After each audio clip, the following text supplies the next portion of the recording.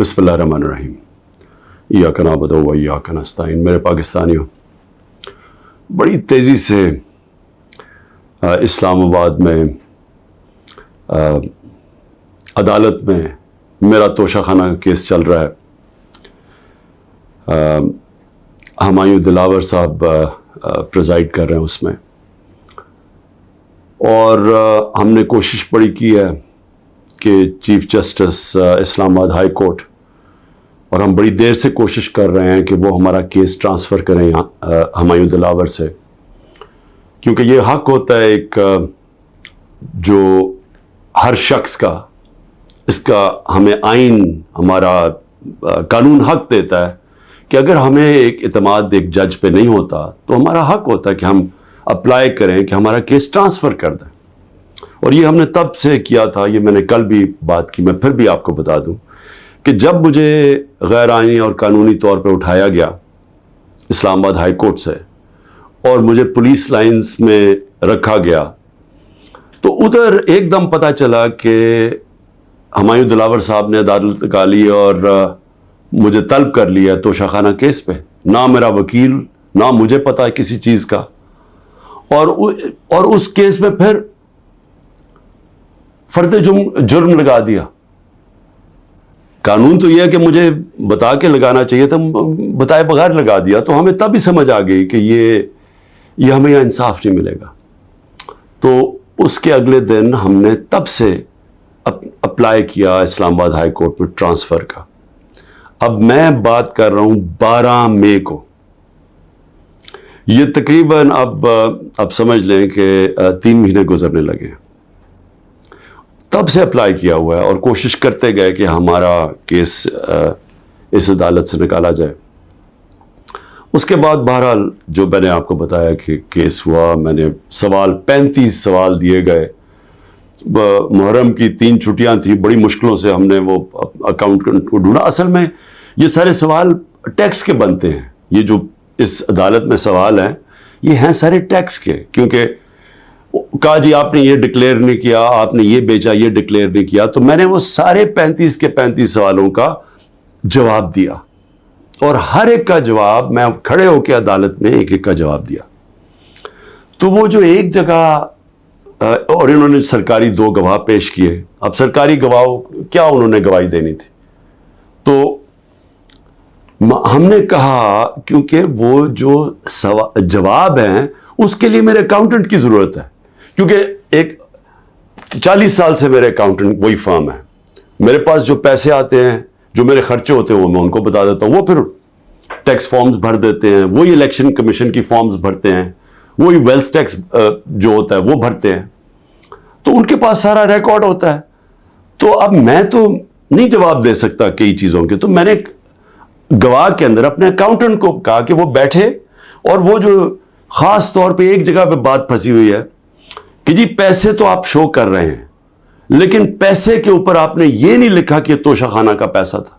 Amount पूरा है लेकिन तोशाखाना वो नहीं लिखा। तो ये अकाउंटेंट ने बताना था कि वो फॉर्म उसने जैसी भी भरी, क्योंकि फॉर्म तो वो भरता है। बहरहाल 1 घंटे का टाइम दिया गया और कहा कि 1 घंटे में अब ये नहीं पहुंचेगा तो चलो। अब अकाउंटेंट 1 घंटे में कैसे पहुंच सकता है? ये कोई मिलिट्री ट्रायल तो नहीं हो रहा। उसको विटनेस ख़त्म कर दिया, और भी हमने बुलाए हुए थे विटनेसेस जिन्होंने गवाही देनी थी इन्हीं चीज़ों को, और जो मेरा हक है। अब एक फेयर ट्रायल होता है कि आपको मौका मिले कि मुझे अक्यूज करें, मुझे मौका तो दें कि मैं अपनी सफाई पेश कर सकूं। नहीं मौका दिया गया, और बड़ी जल्दी सब कुछ तेजी से किया जा रहा है। छुट्टियों में कभी ट्रायल नहीं होता। ये आजकल अदालतों की छुट्टियां हैं, छुट्टियों के अंदर डे टू डे ट्रायल हो रहा है। जल्दी पड़ी हुई है कि किसी तरह ये बस जल्दी से खत्म हो जाए। मौका भी नहीं दे रहा है। एक दिन क्या हो जाएगा कि 1 दिन डिले हो गया, 2 दिन डिले हो गया, कौन सी क़यामत आ गई? विटनेसेस आए, हम तो मुतमईन हो जाएं कि हमने अपना केस पूरी तरह लड़ा है। लेकिन छुट्टियों के अंदर भी जल्दी पड़ी हुई है कि किसी तरह फैसला आए। हालांकि हम सुप्रीम कोर्ट में भी हैं, और इस्लामाबाद हाई कोर्ट से मुझे कहना पड़ता है कि मैं काफ़ी मायूस हूँ कि वो ना फैसला करते हैं, वो खींचते भी जाते हैं, वो पूरा मौका दे रहे हैं कि ये जब फैसला आ जाए یعنی اگر ہم نے ٹرانسفر کا اتنی دیر اپلائی کیا ہوا تو کم از کم فیصلہ تو کریں, وہ کرتے بھی نہیں ہیں. بہرحال وہاں بھی ان کو بھی میں نے کہا, بڑی دیر کا کہا ہوا ہے کہ ہمیں چیف جسٹس اسلام آباد ہائی کورٹ پہ مجھے کوئی اعتماد نہیں ہے. جب مجھے اٹھایا گیا وہاں سے, آپ سوچیں کہ مجھے غیر قانونی اور آئینی طور پہ اٹھایا گیا ان کی عدالت سے, اور انہوں نے اس کو لیگلائز کر دیا. یعنی اصل میں تو ان کو اللیگل کرنا چاہیے تھا, سپریم کورٹ کو تو جانے کی نوبت نہیں ہونی چاہیے تھی. ان کی عدالت میں بیٹھا ہوں, شیشے توڑ کے, ڈنڈے مار کے, وکیلوں کو مار کے, وہ بیچارہ رجسٹری سٹاف ان کو ڈنڈے مار کے, اور مجھے گھسیٹ کے لے گئے وہاں سے ان کی عدالت سے, اور چیف جسٹس نے کچھ بھی نہیں کیا بلکہ اس کو جائز قرار دے دیا گیا. اس کے بعد جو اس سے پہلے ٹیرین کیس تھا, 3 ممبر بینچ بیٹھا, دو ججز نے واضح طور پہ کہہ دیا کہ مینٹینیبل ہے کیس. چیف جسٹس صاحب فیصلہ نہیں کر رہے, وہ بھی لٹکایا ہوا وہاں. اور ہمیں اعظم سواتی کو بہت اعتراضات تھے. انہوں نے لیٹر لکھا کہ مجھے اعتماد نہیں ہے آپ کے اوپر. تو نہ وہ اپنے آپ کو ریکیوز کرتے ہیں, نہ ادھر نیچے سے ریکیوز کر رہے ہیں. اور پھر ہمیں بڑا ایک سیریس چیز ہے یہ جو فیس بک پہ دیکھیں, فیس بک 90 دن تک فیس بک کا ریکارڈ ان کے پاس پڑا ہوتا ہے. اگر FIA یا جج صاحب ایک صرف آپ کو ای میل کرنی ہے فیس بک کو کہ یہ کیس ہو رہا ہے, آپ مہربانی کر کے بتا دیں کہ 90 دن تک ان کی جو بھی فیس بک میں پوسٹ تھی وہ کون سی تھی.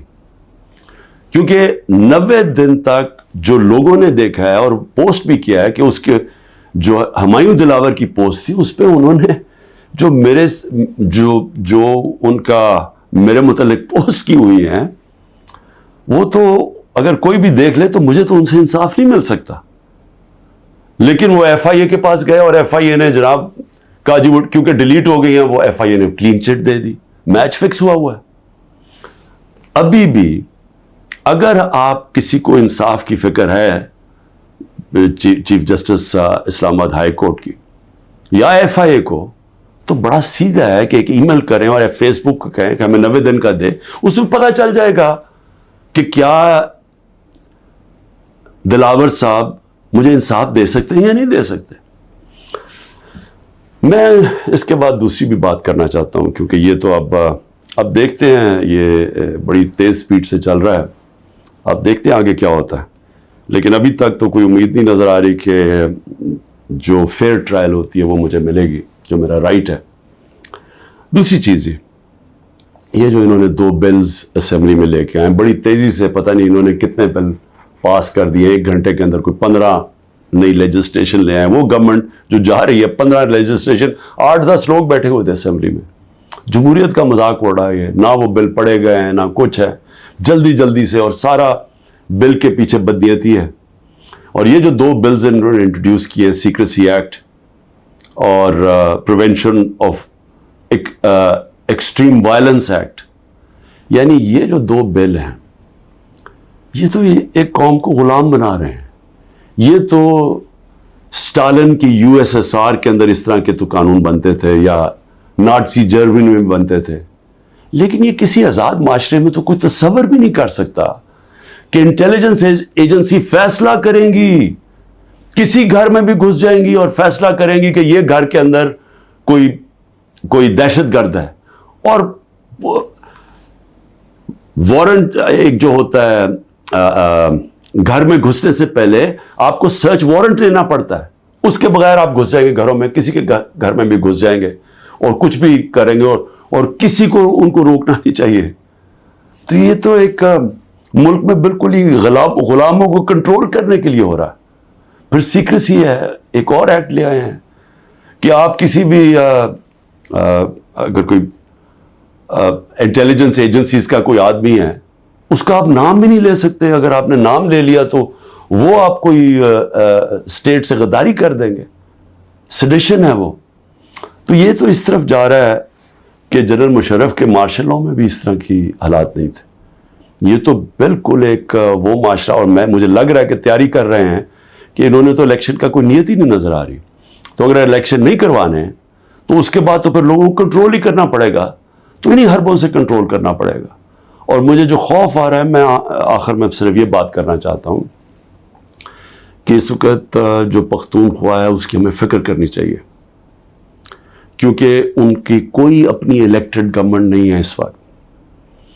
ان لوگوں کو اوپر مسلط کر دیا ہے جن کی کوئی قانونی حیثیت نہیں ہے، اور وہ جو وہاں کر رہے ہیں، جس طرح کی کرپشن ہو رہی ہے اور جس طرح کا وہاں وہ صوبہ آہستہ آہستہ وہاں دہشت گردی بڑھتی جا رہی ہے، لا قانونیت بڑھتی جا رہی ہے، تو وہ تو لوگوں کو پہلی نوجوان وہاں سارے قبائلی علاقے کا جو جس طرح کی تباہی مچی تھی، جس طرح کی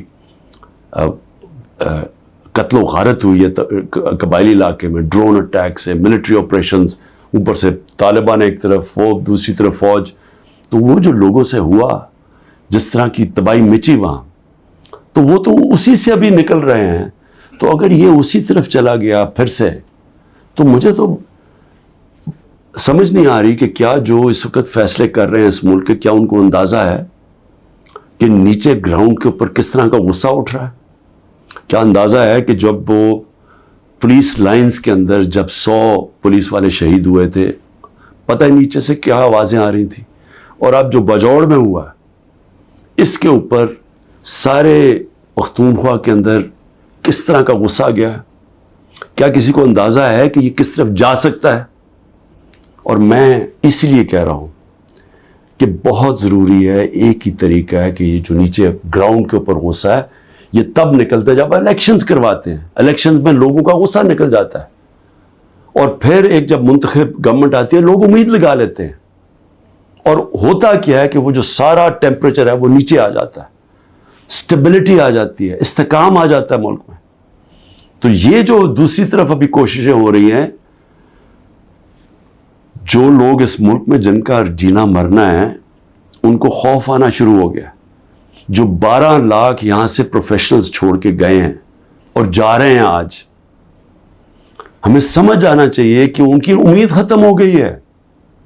یہ سب سے خطرناک چیز ہے کہ ایک معاشرے میں لوگوں کی امید چلی جائے. تو جس طرف ہم جا رہے ہیں یہاں تو کوئی روشنی نہیں نظر آ رہی، اور اگر انہی لوگوں نے بیٹھے رہنا ہے یا اسی طرح پاکستان میں الیکشنز کے بغیر ایک کنٹرولڈ گورنمنٹ چلانی ہے اور لوگوں کو کنٹرول کر کے چلانا ہے. میں یہ اپنے تجربے سے ایک تاریخ کا ایک طالب علم ہوں، میں آپ کو بتانا چاہتا ہوں جو سیاست میں ایک زیرو سے ایک پارٹی آج سب سے بڑی ماشاءاللہ پاکستان کی پارٹی ہے، جو میرا تجربہ ہے عوام کا، میں آپ کو کہنا چاہتا ہوں کہ یہ پاکستان کو ادھر لے کے جا رہے ہیں. جو لوگ سمجھ رہے ہیں کہ وہ ڈنڈے کے زور سے اس ملک کو کنٹرول کر لیں گے، وہ سمجھتے نہیں ہیں، عوام کی سوچ نہیں سمجھتے، نہ وہ تاریخ جانتے ہیں، نہ وہ پولیٹکس سمجھتے ہیں، اور وہ پاکستان کے لیے بہت بڑا خطرناک اندھیرے کی طرف ہم لے کے جا رہے ہیں. پاکستان زندہ باد.